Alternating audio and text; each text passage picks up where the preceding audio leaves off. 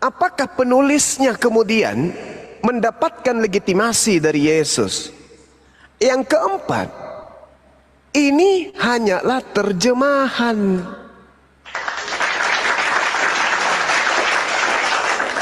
Di mana terjemahan sudah pasti bukan firman Tuhan. Itu sudah pasti, yang namanya terjemahan pasti bukan firman Tuhan. Pasti bukan firman Tuhan. Nah, kalau sudah nyata kemudian bukan firman Tuhan, maka kita kelompokkan menjadi dua bagian di dalam buku tersebut. Yang pertama, terjemahan perkataan Yesus. Yang kedua, terjemahan perkataan penulis. Dah selesai. Berarti tidak sampai kepada level firman Tuhan. Makanya buku ini sering direvisi, setiap pindah ke negara lain, balik ke bahasa lain, pindah ke negara lain atau wilayah lain, menggunakan bahasa yang ada di situ. Kenapa? Karena memang bukan firman Tuhan, tetapi terjemahan dari kitabnya orang lain, atau terjemahan dari tulisan orang lain. Makanya kalau di dalam tradisi keilmuan Islam, Bible ini cocok disandingkan dengan hadits, tapi maudhu, bukan dhaif. Kalau dhaif itu informasi yang kebenarannya masih lemah, tidak bisa dijadikan sebagai sandaran satu-satunya. Pemberitaan atau kandungan yang ada di dalamnya tidak bisa dipercaya seutuhnya karena lemah. Tapi kalau maudhu, benar-benar palsu. Nah, kedudukan, kenapa harus dikatakan didudukan dengan hadits maudhu? Karena penulis tidak bertemu dengan Yesus. Tidak ada sanad mata rantai pengabar dari Yesus pindah ke si fulan pindah ke si fulan sampai ke penulis dan seterusnya. Jadi tidak ada yang bisa memahami Bible berdasarkan dengan akal yang mengatakan bahwa ini adalah firman Tuhan. Pertama, tinta merah perkataan manusia Yesus, kemudian tinta hitam adalah perkataan penulis. Mana firman Tuhannya? Tak ada.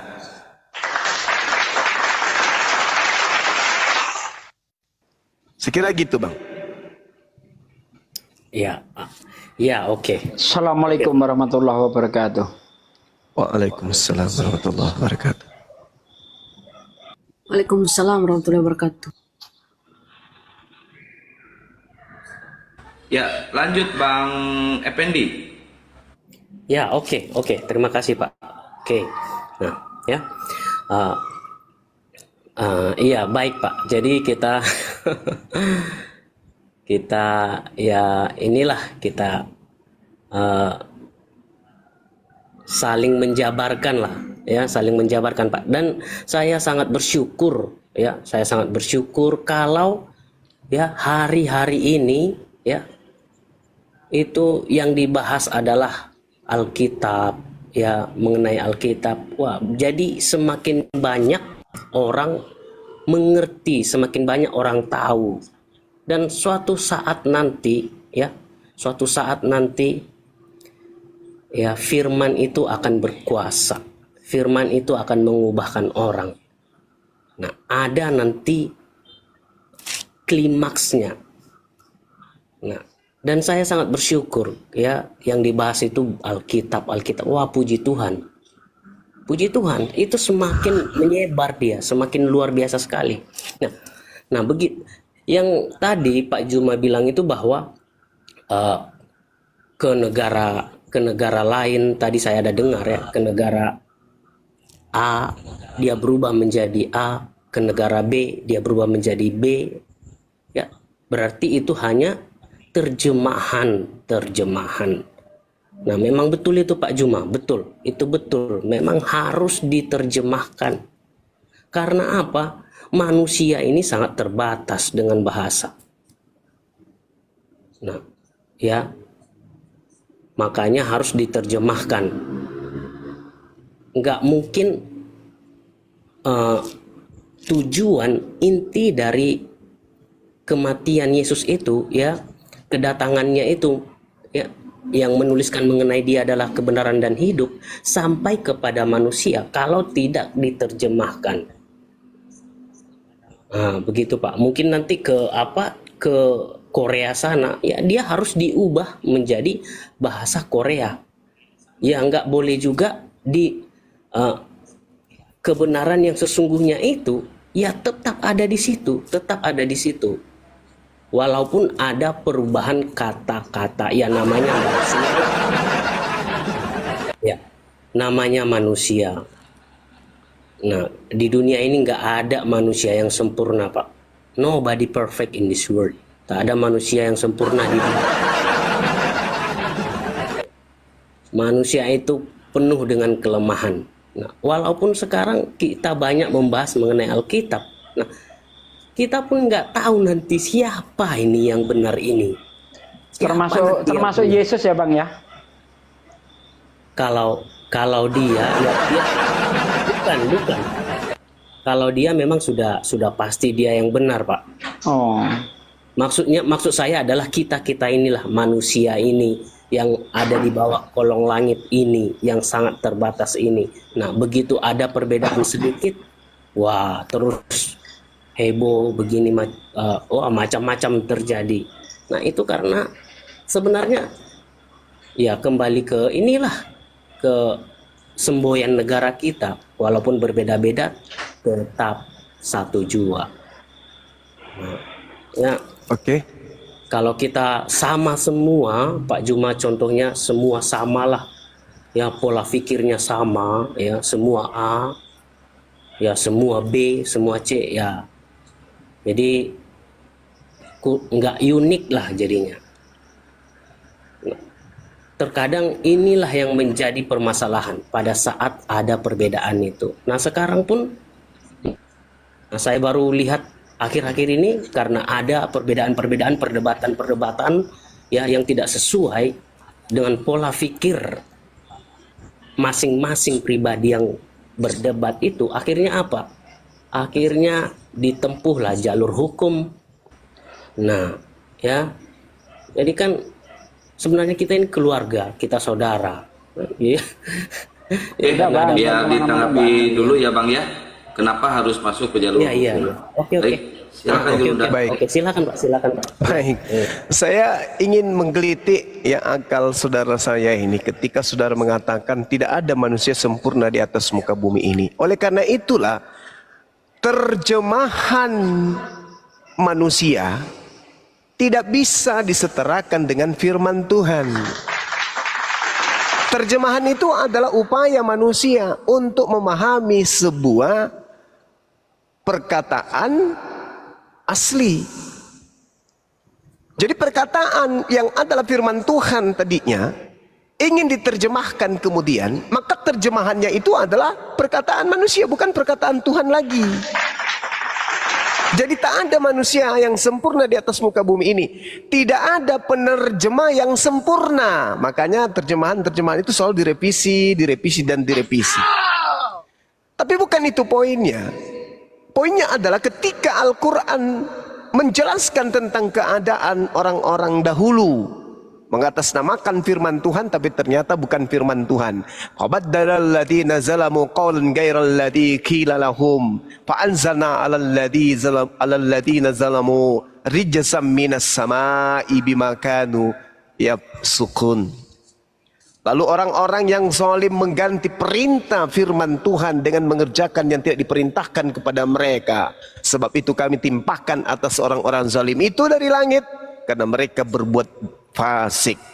Apa tatma'una ayyuminu lakum wa qad kana fariqum minhum yasma'una kalam Allah thumma yahrifuna min ba'di ma aqalu wa hum ya'lamun. Apakah kamu masih mengharapkan mereka akan percaya kepadamu? Padahal segolongan dari mereka mendengarkan firman Allah, lalu mereka mengubahnya setelah mereka memahaminya, sedang mereka mengetahui. Nah, Al-Quran ini menyindir kitab saudara, menyindir orang-orang yang membuat kitab saudara. Mereka tahu firman Tuhan itu seperti apa adanya, tapi mereka rubah kemudian. Mereka rubah untuk mereka hadiahkan agar mereka mendapatkan kemudian hadiah yang kecil untuk keuntungan yang kecil. Hanya ingin bergelar rasul aja, hanya itu aja. Oleh karena itulah kemudian teman-teman akan keteteran ketika kita mendudukkan kemudian perkara tentang kitab suci. Karena kitab suci itu adalah firman Tuhan yang diterima kemudian oleh Nabi.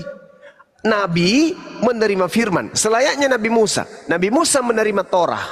Yang disebut firman Tuhan adalah kitab Taurat yang ada dalam genggaman Nabi Musa dalam bahasa Ibrani. Ketika kitab Taurat itu diterjemahkan ke dalam bahasa Yunani, maka bahasa Yunani ini hanya terjemahan dan itu bukan firman Tuhan. Karena tidak ada manusia yang sempurna. Tidak ada perkataan manusia yang selepel dengan perkataan Tuhan. Tak ada. Jadi terjemahan itu bukan firman Tuhan. Begitu juga ketika Nabi Isa datang. Nabi Isa datang di tengah-tengah Bani Israel, menerima firman dalam bahasa Ibrani misalnya. Maka orang yang menuliskan kemudian menerjemahkan ucapan daripada firman itu, terjemahannya itu bukan firman Tuhan. Apatah lagi Bible. Itu bukan terjemahan dari kitab Injil yang Nabi Isa alaihissalam ajarkan kepada Bani Israel. Nah, ini yang terjadi, Bung. Jadi kalau saudara mengatakan dari bahasa Indonesia dipindahkan ke bahasa Jepang, dari bahasa Jepang kemudian masuk ke bahasa Thailand, itulah bukti bahwa kitab saudara bukan firman Tuhan. Karena tidak ada nabi yang menerima wahyu dari langit dalam bahasa Indonesia. Tidak ada. Tidak ada kemudian nabi di dunia ini yang menerima wahyu dalam bahasa Indonesia. Jadi firman Tuhan yang datang kepada Nabi Isa, yang datang kepada Nabi Musa, yang datang kepada Nabi Yakub, yang datang kepada Nabi Abraham atau Ibrahim, dan yang datang kepada baginda Rasulullah Muhammad SAW. Sedangkan yang ada dalam genggaman teman Kristen hari ini itu hanya terjemahan. Terjemahan dari mana? Bukan terjemahan dari sabda Yesus, bukan dari terjemahan dari firman Tuhan. Tetapi dari mana? Terjemahan dari tulisan orang-orang yang tidak dikenali. Itu valid itu, Bang. Itu valid. Cuman kenapa ditegakkan?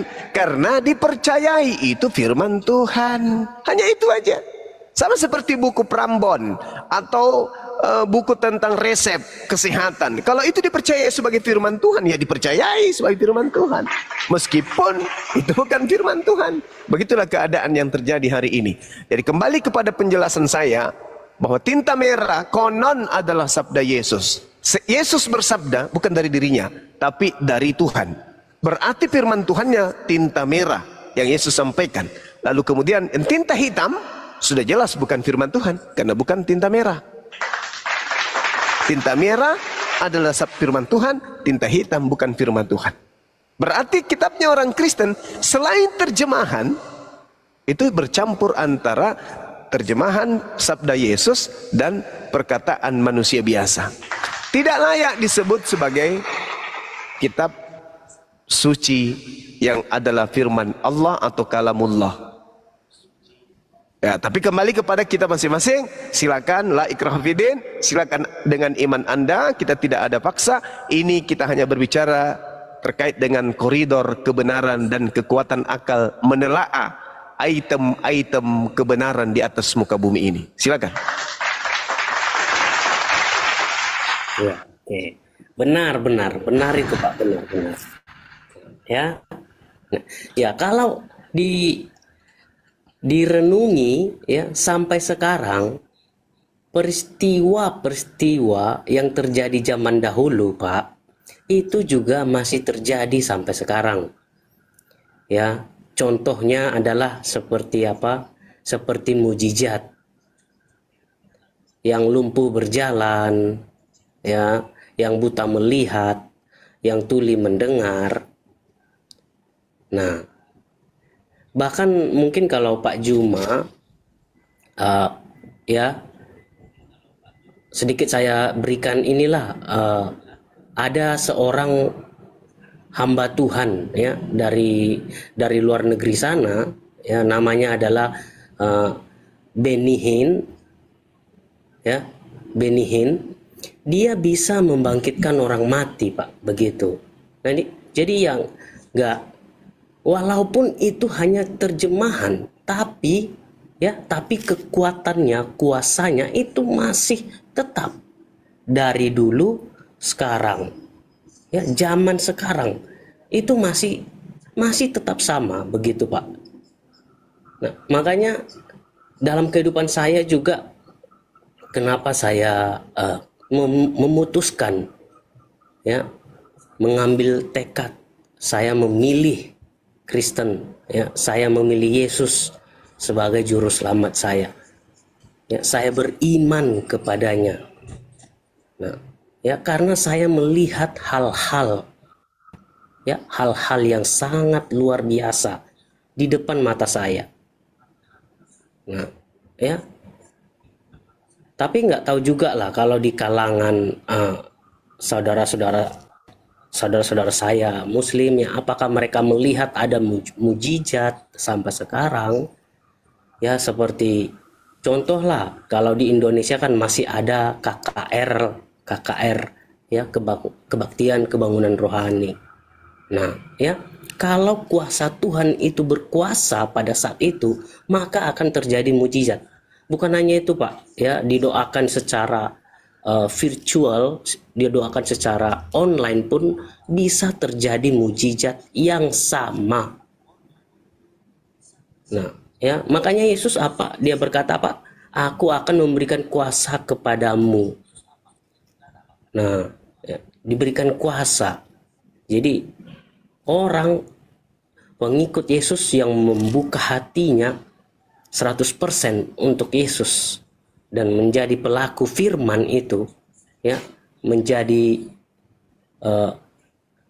mencontohi, meneladani apa yang Yesus lakukan, niscaya ya apa yang Yesus lakukan yang dulu-dulu itu akan bisa dilakukan oleh orang tersebut. Mujizat yang sama akan terjadi. Tapi itu hanya manusia, Pak, ya, yang melakukan mujizat itu, yang zaman sekarang ya.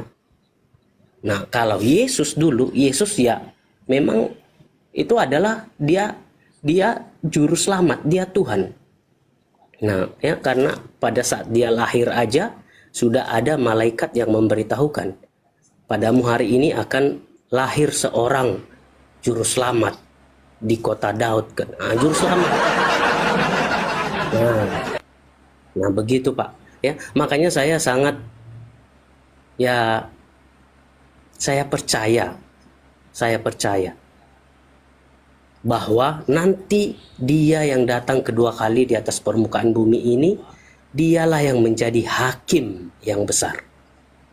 Dia yang menjadi hakim. Bapak yang menjadi. Oke, dah gantian kita Pak ya. Ya, silakan Pak, silakan ya. Pak. Ya. Oke. Dulu tahun 1997 Ya. ada sebuah desa yang saya kunjungi ya, itu di Luwu Utara, di Sulawesi Selatan ini juga. Nama kampungnya itu, nama desanya itu apa namanya? Tapareng. Nah, desa Tapareng itu adalah bagian salah satu kota terkecil di Mesir Utara. Nah, saya datang ke sana, Pak. Saya melihat di sana banyak orang yang kemudian makan bara api, ya, pakai senso mesin, gergaji mesin yang untuk nebang kayu itu hanya dipakai untuk apa? Ngusir nyamuk yang ada di betis. Sementara bunyi mesinnya itu dia gergaji betisnya karena ada nyamuk. Tapi cuman berasap, betis nggak luka. Ternyata mereka punya buku juga. Buku mantra-mantra yang ada di dalamnya, bacaan-bacaan yang ada di dalamnya, yang menurut mereka itu adalah dari nenek moyang mereka. Nah, kebetulan karena saya penasaran waktu itu, sempat saya baca buku itu dan sempat saya hafal mantranya. Di situ salah satu mantranya dikatakan bahwasanya ake lau ko sumambet bawa ko asubolong ake sengke ambok na pakeke polok na. Nah, itu cuma dibaca 3 kali kemudian minum air putih. Orang itu kebal peluru, Pak. Ditembak dari jarak 3 meter pun enggak tembus peluru. Apakah itu berarti orang ini mendapatkan wahyu atau apapun itu? Karena dia memiliki mukjizat yang luar biasa. Menurut kita ya, mukjizat itu dalam arti kata bahasa sehari-hari, sesuatu yang luar biasa yang terjadi pada orang tersebut. Akelau ko sumambe, bawa ko asu bolong, ake sengke ambok na pakai kai pelok na. Itu saya sampai hafal itu mantranya. Itu kalau di Jawa Nuahi setara dengan ini. Sembrong bolong buntu alu rondo ompong melu wong rondo ayu melu aku. Nah, pas itu. Nah, tuh. Ya. Sama itu. Jadi orang pergi ke sebuah tempat meminta sesuatu dan percaya dengan penuh hati, itu bisa jadi. Itu bisa terjadi. Bisa terjadi. Nah, sekarang mari kita lihat. Apakah itu bukti sebuah kebenaran? Bahwa ketika ada orang bisa menyembuhkan, bisa kemudian orang lumpuh berjalan, bla bla bla dengan mengatasnamakan Yesus, itu berarti itu ajaran benar? Tidak. Masalahnya bukunya ini loh. Bukunya ini yang bermasalah. Pertama, tinta merah sabda Yesus, tinta hitam bukan firman Tuhan, bukan sabda Yesus, berarti tulisan manusia biasa. Nah, kalau ini Anda anggap rasul, lalu dia anggap apa orang yang menulis buku-buku yang saya baca tadi itu? Akelau ko sumambe, akelau ko bawa ko asu bolong, ake sengke ambokna, pakai kei polokna. Coba. Artinya Matius 7 jelas itu menerangkan, bukan setiap orang yang berseru kepadaku Tuhan akan masuk ke dalam surga, melainkan mereka yang melakukan kehendak Tuhan. Kata siapa? Kata Yesus. Banyak orang yang akan berseru kepadaku. Yesus, bukankah kami bernubuat pakai namamu loh? Kami mengusir setan pakai namamu, bermukjizat pakai namamu. Coba. Apa kata Yesus?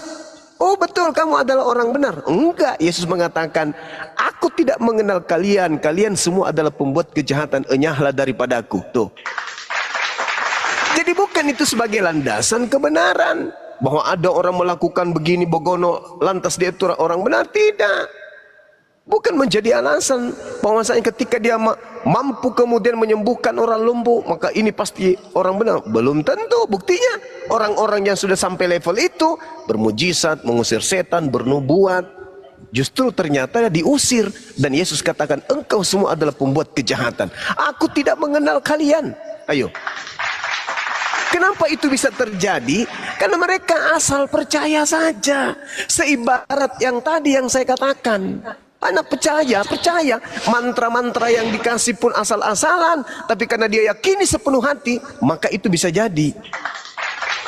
Banyak orang Pak, zaman-zaman saya masih SD, orang pergi kuburan, pakai kelambu, dipasang kelambu itu di kubur, tidur dengan kelambu. Karena itu adalah kuburan anak-anak, anak bayi, maka dia beli susu, beli dot, dinetein itu nisan bayi. Hanya untuk mendapatkan nomor buntut. Begitu dia mimpi di situ di kuburan, benar-benar dapat nomor buntut. Dapat dia. Apa dia katakan? Kalau kau punya kuasa, tolong perlihatkan kuasamu. Berikan saya 4 nomor. Dapat nomor Pak. Dapat nomor. Akhirnya hari itu juga dia menang berapa? 1 juta. 1 juta di tahun 92 itu sangat luar biasa. 1 juta loh. Akhirnya dipengaruhi oleh keluarganya. Besok pergi lagi, mana tahu bisa dapat 3 juta.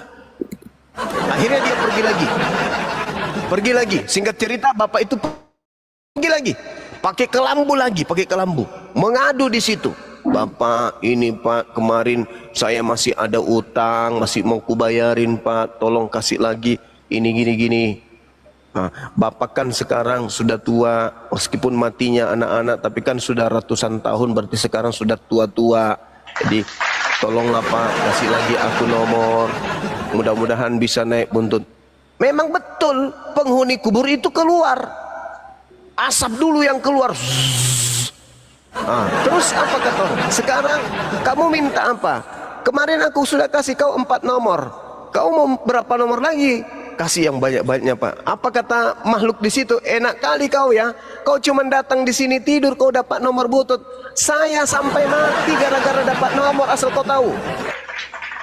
Saya mati ini gara-gara pergi di gunung cari batu, cari nomor di gunung yang lebih besar dan jauh dari sini. Kau cuma datang tidur di sini, kau minta nomor, enak kali. Aku jauh-jauh mendaki gunung, mati aku sampai aku dikubur di sini, asal kau tahu. sana, pulang, pulang. Jadi yang kayak gitu Pak nggak bisa dipercaya. Yang kayak gitu nggak bisa dipercaya. Ada orang bisa kebal hanya gara-gara apa? Hanya gara-gara tahan napas. Ada orang kemudian bisa tidak makan 3 hari 3 malam hanya gara-gara apa? Dia tutup semua yang lubang-lubang dalam tubuhnya. Kenapa? Dia tidak lapar. Kenapa? Dia tahan tidak selama 3 hari 3 malam. Kayak Pak Bom Bom itu Pak. Dia 1 bulan tidak makan pun tidak apa-apa. Karena banyak persiapan dalam perut. Jadi jangan Anda jadikan hal-hal kayak begitu. Bahwa ini bukti kebenaran. Ini bukti kebenaran. Kita kembali ke kitabnya dulu. Kitabnya dulu Pak. Kitab. Kalau kitabnya bermasalah, maka apapun itu hanyalah pekerjaan iblis, pekerjaan jin. Semisal contoh yang tadi itu. Silakan. Ya. Ya oke lah Pak. Itu kan masing-masing masing-masing pandangan lah. Nah, ya kalau sedikit tadi yang Pak Juma ceritakan tadi yang mengenai kebal ilmu-ilmu, ya dalam Alkitab pun itu ada itu dituliskan itu Pak mengenai ada dulu waktu murid Yesus mendoakan orang itu sembuh, dan ada orang lain yang mencoba-coba, dia meminta kuasa juga. Nah, akhirnya apa? Dia bukan mendapatkan kuasa, dia malah terkutuk. Nah, kembali kepada tujuannya, Pak. Tujuannya mujizat itu untuk apa? Kalau tujuannya adalah untuk kerajaan Allah, ya itu sudah pasti benar. Nah, ya mungkin juga kalau kita ingatlah masa penciptaan. Saya yakin Pak Juma ini banyak baca Alkitab ya. Puji Tuhan lah. Ya, kalau kita baca di masa penciptaan ya, di Taman Eden, manusia pertama Adam ya dan juga Hawa, kan ada juga di situ si ular, si penyesat itu. Nah, jadi nggak bisa kita pungkiri di dunia ini ya, di mana ada kebenaran, di situ juga pasti ada hal-hal yang tidak benar, Pak. Ya, di mana ada mujizat, ya, di situ juga di mana kuasa Tuhan itu ditegakkan, di mana kuasa Allah itu ditegakkan, maka apa? Di situ juga kuasa iblis itu juga akan bekerja. Nah, karena kita lihat sendiri di Taman Eden pada masa penciptaan. Ya, kalau seandainya lah ya Allah itu ya nggak mau bikin susah-susah manusia, ya nggak usah manusia itu jatuh ke dalam dosa, nggak usah manusia itu melanggar titahnya Allah itu. Ya nggak usah lah ciptakan iblis itu. Nah begitu Pak ya, dalam dunia ini ya pasti terjadi hal-hal seperti itu, di mana kuasa Tuhan ya bekerja di situ, maka si setan itu pun ya, karena apa, memang Allah memberikan pilihan. Ya silakan pilih, apakah engkau memilih kuasaku yang sudah kau lihat dengan 4 mata, atau engkau mau memilih jalan yang ini. Nah, dengan kuasa-kuasa kegelapan tadi, ya ilmu-ilmu sihir-sihir.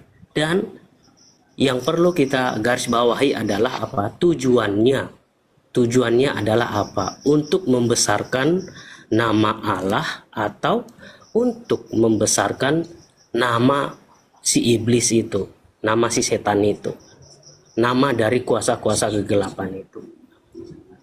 Nah, ya begitu Pak, kembali kepada tujuannya. Apakah untuk menyatakan kuasa Tuhan di muka bumi atau menyatakan kuasa setan? Karena setan juga nggak akan berdiam diri, Pak. Ya, dia akan bekerja juga, ya. Karena apa? Dia nggak mau dalam neraka itu dia sendiri yang dihukum. Enak aja, dia nggak mau. Dia akan cari orang sebanyak-banyaknya, dipengaruhinya orang semampunya, ya, dia kerahkan kekuatan maksimalnya. Karena apa? Ada kebenaran. Ada tadi juru selamat itu datang ke dunia. Nah, ya begitu Pak. Oke, baik. Ya, oke, baik. Jadi ada setan yang senantiasa tidak diam, tetapi mencari pengikut untuk masuk ke dalam neraka. Saya dong boleh bertanya dong yang Bang. Ini Yesus kan menerima firman dari Elohim. Kalau Paulus menerima firman dari mana? Karena Paulus ini sangat luar biasa pengaruhnya sehingga bisa melahirkan sebuah ajaran bernama Kristen. Boleh dong saya tahu Paulus ini menerima firman dari mana Bang? Kalau Yesus kan pengakuannya Yesus tidak berkata-kata dari dirinya, tetapi menerima firman dari Elohim. Nah kalau Paulus ini 13 buku, kalau Yesus kan tidak ada bukunya, Paulus 13, Paulus lebih menang. Ini tulisan Paulus ini, Paulus terima dari mana? Ya, kalau kalau Pak Juma ada baca, ya perjumpaan Paulus kepada Yesus di tengah jalan. Kan Paulus itu mengalami buta mata ya Pak ya. Nah, ya saya percaya Pak Juma pasti ada baca Alkitab, Ya, ada baca Kisah Bible. Para Rasul 9, Kisah Para Rasul 22. Ya. Betul. Pak, itu. Nah, sekarang boleh tidak kita berkata bahwa Paulus menerima firman dari Yesus? Ya, boleh dikatakan. Ya. Nah, Yesus menerima firman dari mana? Dari dia sendiri. Dia itu kan firman. Dia itu kan firman, Enggak. Pak. Yesus Pak di dalam di dalam Yohanes 12 berkata, aku tidak berkata-kata dari diriku sendiri. Apa yang aku katakan adalah apa yang diperintahkan untuk aku katakan dan aku sampaikan. Nah sekarang Paulus menerima dari mana? Dari Yesus. Yesus menerima dari mana? Dia sendiri, itu dia sendiri, Pak. Karena dia memang firman itu, Pak. Dia firman yang tadi Pak Juma katakan itu, aku tidak berkata-kata terhadap diriku sendiri. Itu kemanusiaannya, Pak. Kemanusiaannya yang mengatakan itu. Terus kapan Yesus itu berkata bukan dari kemanusiaan?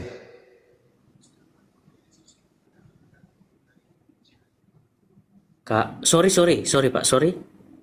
Ya, kapan Yesus berkata-kata sebagai Tuhan, bukan sebagai manusia? Nah, tadi kan Pak Juma sudah mempercayakan bahwa tulisan merah itu adalah perkataan Yesus. Ya di situ, itu dia Ya, Pak. enggak, tulisan Paulus. Yang saya maksud ini tulisan Paulus. Karena dia yang merubah wajah dunia, yang tadinya orang bertuhan itu hanya menyembah kepada Tuhannya Abraham, Ishak dan Yakub. Tiba-tiba melalui Paulus orang menyembah kepada anak Maria bernama Yesus. Nah pertanyaannya, Paulus ini menerima firman dari mana? Dari Yesus itu sendiri Pak, dari Yesus sendiri. Dan Yesus Pak, ketika dia datang di tengah-tengah Bani Israel, dia katakan segala firman yang Tuhan berikan kepadaku telah aku sampaikan kepada mereka dan mereka telah menerimanya. Semua firman sudah Yesus sampaikan sebelum naik ke langit. Sementara Paulus belum menulis pada saat itu. Paulus menulis diawali dari tahun 52 Masehi. Nah, siapa yang berfirman kepada Paulus? Sedangkan segala firman yang menjadi jatah Yesus, Yesus telah sampaikan semuanya pada tahun 33. Jadi yang berfirman kepada Paulus di tahun 52 itu siapa? Ya, itulah yang saya bilang tadi itu Pak. Ya, firman itu tetap sama dari dulu, sekarang, sampai selama-lamanya. Tetap sama, nggak ada perubahan. Walaupun tadi Pak Juma bilang ada perubahan terjemahan. Tapi apanya Paulus, yang sama? Ya, firman itu, Pak, firman itu. Firman. Yesus Nah, itu, iya. oke, baik. Dia tetap. Oke, kita minta pertanggungjawaban abang ini untuk membuktikan itu. Adakah kemudian Yesus berkata di dalam ucapan Yesus di tengah-tengah Bani Israel sebelum berkata kepada Paulus, "Akulah Tuhan yang kau aniaya. Akulah Alfa dan Omega. Akulah Yesus, bintang timur." Ada nggak Yesus pernah berkata di tengah-tengah Bani Israel pada tahun 33? Tapi dia berkata, "Akulah raja." Beda lagi itu. Beda lagi. Ini yang saya tanya, ketika Paulus kemudian berkata bahwa akulah Yesus yang kau aniaya. Pernah nggak Yesus mengucapkan ucapan ini sebelum dia terangkat ke langit? Kalau kita mau, saya pun lupa sedikit, Pak ya. Saya nggak terlalu hafal, ya. Saya tidak terlalu hafal. Tapi pada saat Paulus itu berjumpa kepada Yesus, Yesus mengatakan apa? Saulus. Dan Saulus itu adalah namanya Paulus sebelum dia mengalami perjumpaan pribadi dengan Yesus. Dia bilang, "Saulus, Ya. mengapa engkau menganiaya?" Itu firman baru berarti, Pak. Berarti itu firman baru. Karena sebelum Yesus terangkat ke langit, semua firman telah Yesus sampaikan ke muridnya, dan di antara semua firman itu tidak ada berbunyi Paulus, akulah Yesus yang kau aniaya. Enggak ada. Jadi ini firman baru. Padahal Yesus sudah mengatakan segala firman yang engkau berikan telah aku sampaikan. Telah aku sampaikan. Berarti yang datang kepada Paulus ini firman baru. Itu kan perkataannya sebagai manusia itu, Pak. Jadi, nggak mungkin pada saat Yesus itu berjumpa dengan Saulus, dengan Paulus, nggak mungkin dia berkata, ya dia mau mengatakan apa? Ya selain menggunakan kosakata manusia, Saulus, mengapa engkau menganiaya aku? Nah Karena Yesus itu kan berkata kosakata begitu manusia. sebagai apa? Sebagai manusia atau sebagai Tuhan? Nah itu dia, Pak. Disitulah kita boleh tahu ya. Di situ kita boleh tahu bahwa dia itu, walaupun dia sudah terangkat, katanya lah ya menurut Alkitab, menurut Bible itu dia sudah terangkat. Tapi pada saat zaman penganiayaan itu datang, dia hadir di situ. Jadi ya dia memang benar yang sering dikatakan apa? Dia adalah Alfa dan Omega. Dia sudah ada sebelum dunia dijadikan, dan dia adalah yang akhir. Nah, betapa berkuasanya Yesus itu, Maksud, Pak, begitu. iya, itu menurut. Nah, sekarang yang saya tanya, yang berkata kepada Paulus ini manusia Yesus atau siapa? Ya, karena dia datang ke dunia, karena dia berbicara kepada manusia, ya di manusia, Pak. Jadi manusialah, jadi manusia. Enggak, maksud saya gini. Apakah yang berbicara kepada Paulus ini Yesus? Sudah pasti Dari Yesus. mana Anda tahu bahwa itu Yesus? Nah, kita buka langsung aja, Pak, Bible-nya, Pak. Ya, Kisah Para Rasul 9 nomor 5. Akulah Yesus yang kau aniaya itu. Dari mana Bapak tahu bahwa ini yang berbicara kepada Paulus ini adalah Yesus?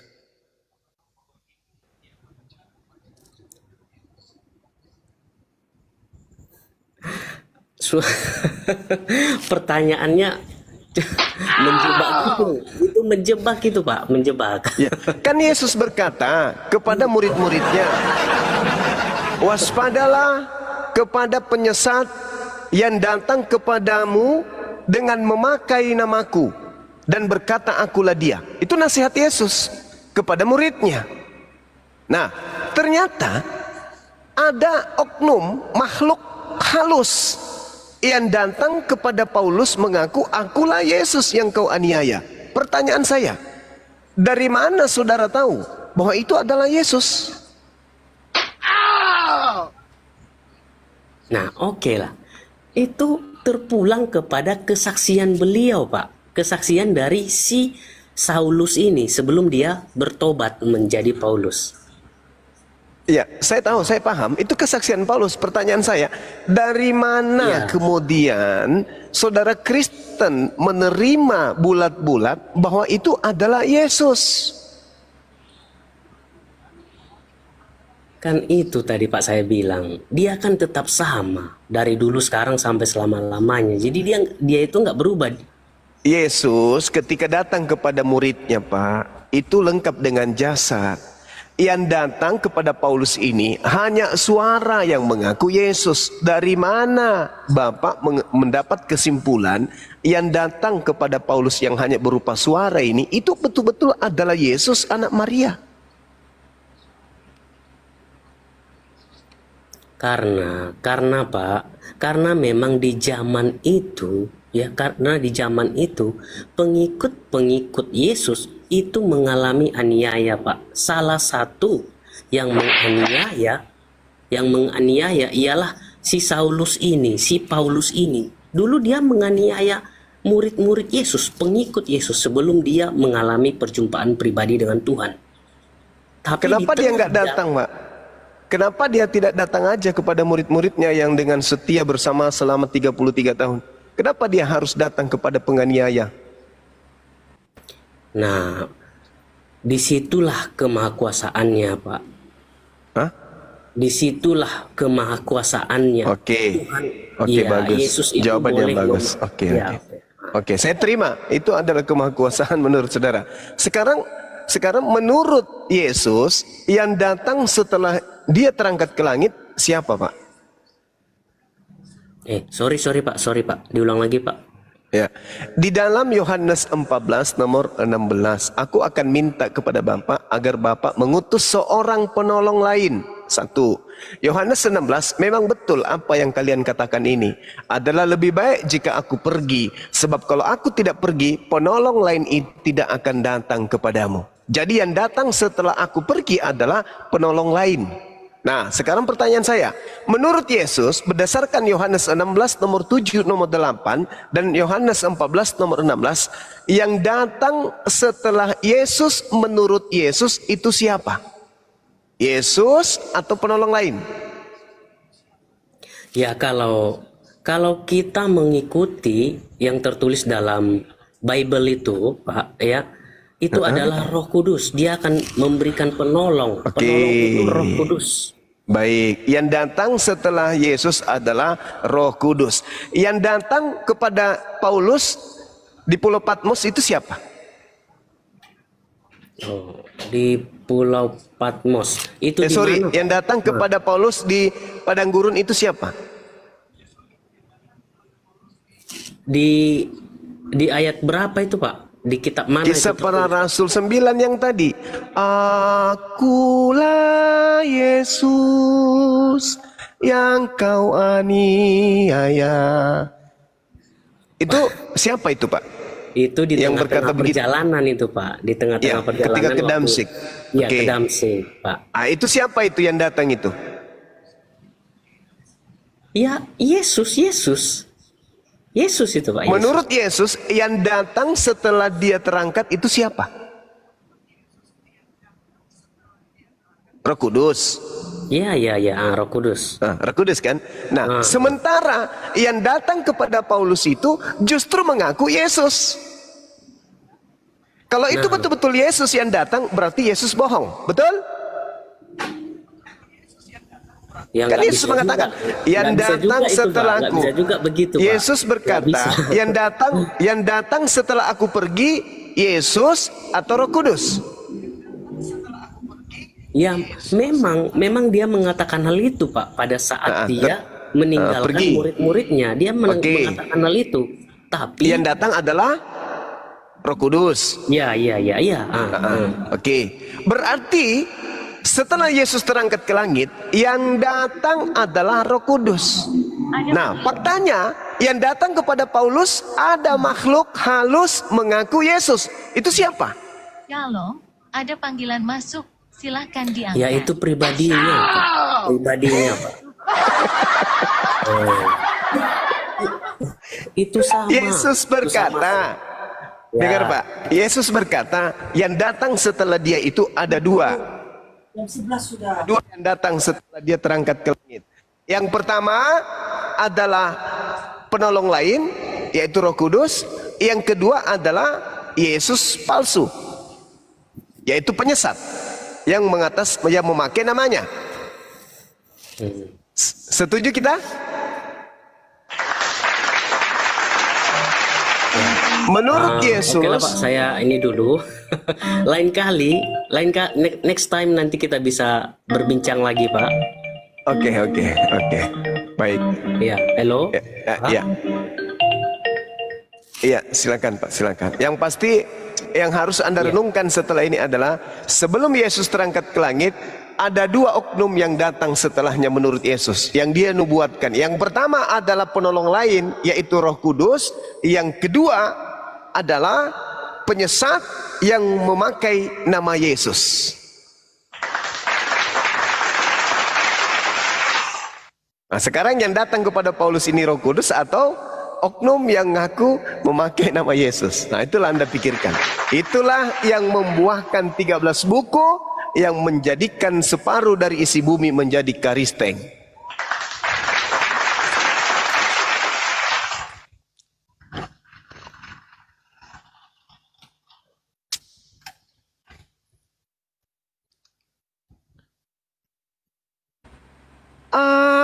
Akulah Yesus yang kau aniaya Cahayu. Tek.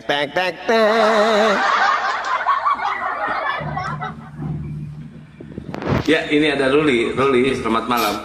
Tapi kayaknya oleng itu detik-detik terakhir tadi itu Banyu mah oleng, dia bingung dia menjawabnya. Dia mau ngaku malu, dia mau menjawab nggak ada jawaban.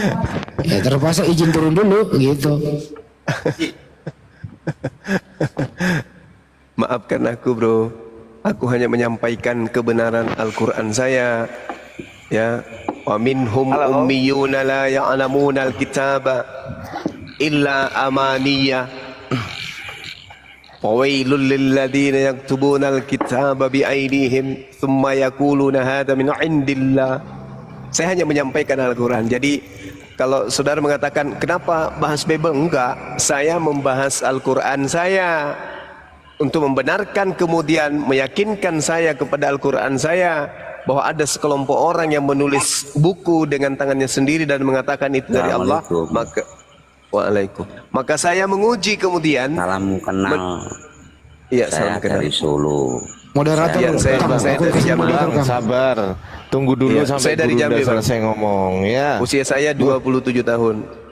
Akang kasih saya Istri moderator 5. Akang. Warna kesukaan, pakaian warna kesukaan warna hitam. Celana merek Lois. Dah, kasih. Kemudian kita melihat Yesus berkata yang datang setelahku ada dua. Lukas 21:68, penyesat yang memakai namaku dan berkata akulah dia. Matius 24 nomor 23, 24, 25, 26. Bahwa ada Yesus palsu dan nabi palsu. Kemudian yang kedua yang datang setelahku adalah roh kebenaran. Nah, sekarang pertanyaannya, roh kebenaran ini adalah Roh Kudus. Yang datang kepada Paulus siapa? Yang mana di antara keduanya ini yang datang kepada Paulus nih?